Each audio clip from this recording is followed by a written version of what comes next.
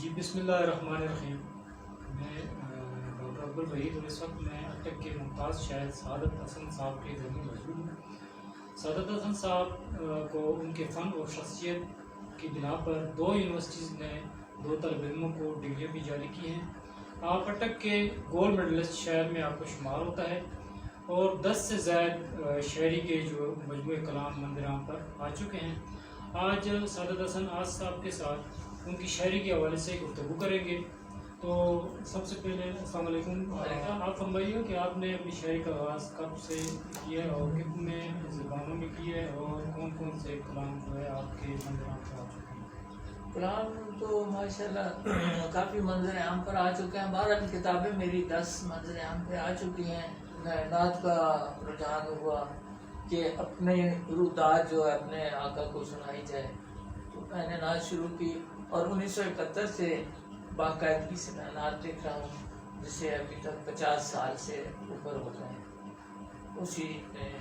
سلسلے میں میرے تقریباً 7 نعتیہ مجموعے منظر عام پر آ چکے ہیں. اس کے علاوہ 3 باقی غزلیات اور گیتوں میں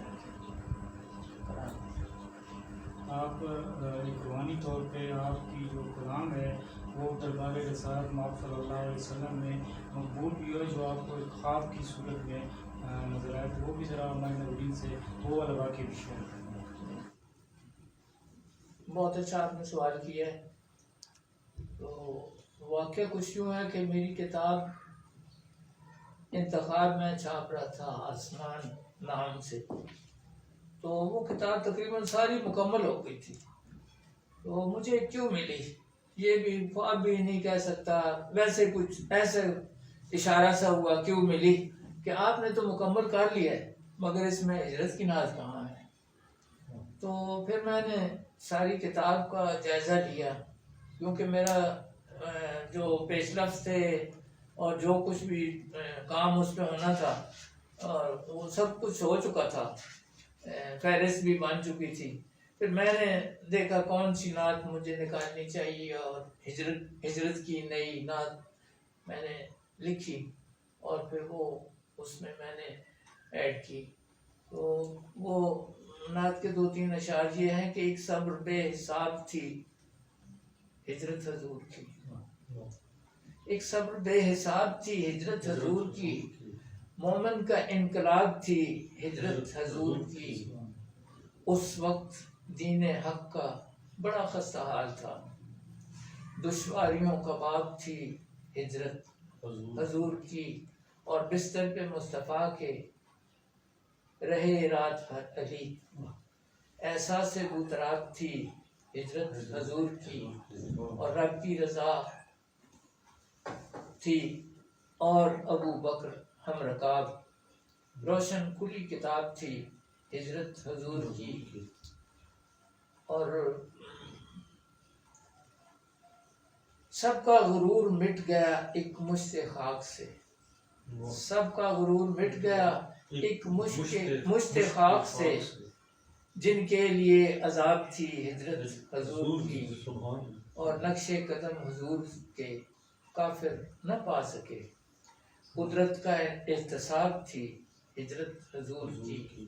اور آمد پہ ان کی آس مدینہ مہک اٹھا، اسلام کا شباب تھی ہجرت حضور کی. اور میں نے اس میں یہ دیکھا کہ جب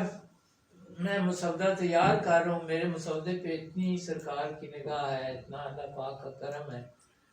تو مجھے کیا ضرورت ہے میں کسی کو جا کے کہوں کہ جی آپ میری نعت پڑھیں یا میری نعت کی پذیرائی ہو، کیونکہ جو کچھ میں لکھ رہا ہوں، جن کے لیے میں لکھ رہا ہوں، ان تک میری بات پہنچ رہی ہے، تو مجھے کیا ضرورت ہے اس کی میں پذیرائی کروں. تو اس کے بعد پھر میں نے جو نعت لکھی وہ پہلے میں نے عرض کیا تھا، تو ایک نعت میں نے لکھی تھی وہ کچھ یوں تھی کہ ہے یقین مجھ کو میرے دل کی صدا جانتا ہے یقین مجھ کو میرے دل کی صدا جانتا ہے، کملی والا میرا مضمون لکھا جانتا ہے، اور کس لیے اپنی میں تشہیر کا سامان کروں، جس پہ لکھتا ہوں وہ ہر حرف میرا جانتا ہے، اور میری آہوں کی رسائی کے وسیلے والے میری آہوں کی رسائی کے وسیلے والے، رب تیرے جنبش ابرو کی رضا جانتا ہے، اور ان کی شفقت جو نہ ہو میری حقیقت کیا ہے، ان کی شفقت جو نہ ہو میری حقیقت کیا ہے، ان کی نسبت سے ہر ایک میرا پتہ جانتا ہے، اور آس پہ کیسے تیرے ہجر کے موسم گزرے، اس کے ہر کرب کے لمحات خدا جانتا کے لمحات خدا جانتا۔ سبحان اللہ جی، ماشاء اللہ سعادت حسن آج صاحب، آپ نے حضور پاک صلی اللہ علیہ وسلم کے حضور بہت ہی خوبصورت کلام لکھے ہیں، اور ہمیں بھی بہت ہی خوبصورت کلام آپ نے سنایا، جزاک اللہ۔ غزلیات بھی میں نے کافی کچھ لکھی ہیں، مگر ایک غزل کچھ ایسے ہے کہ وہ دور ہمیں یاد آتا ہے جو گزر گئے، وہ محفلیں،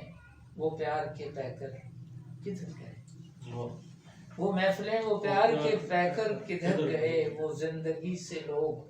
شناور کدھر گئے، اور کچے تھے گھر تو پیار کی آتی رہی مہک، کچے تھے گھر تو پیار کی آتی رہی مہک، پکے گھروں سے پیار کے عنصر کدھر گئے، اور چہروں پہ جن کے نور تھا آنکھوں میں دلکشی، چہروں پہ جن کے نور تھا آنکھوں میں دلکشی، شانوں کو جن پہ ناز تھا وہ گھر کدھر گئے، وہ سر کدھر گئے، شانوں کو جن پہ ناز تھا وہ سر کدھر گئے۔ اور ایک اور اس میں شعر ہے کہ جتنے امیر شہر تھے وہ سرخرو ہوئے، جتنے امیر شہر تھے وہ سرخرو ہوئے، مفلس کی بیٹیوں کے مقدر کدھر گئے، اور یادوں کے پھول چھوڑ گئے آس بینچ پر، یادوں کے پھول چھوڑ گئے آس بینچ پر، جو تھے ابھی یہاں وہ مسافر کدھر گئے۔ میں آپ دونوں حضرات وحید صاحب اور جناب اقبال زرکاش صاحب کا بے حد ممنون ہوں، جنہوں نے اپنا قیمتی وقت نکال کر مجھے بھی کچھ بولنے کا موقع دیا، بہت شکریہ، بہت شکریہ۔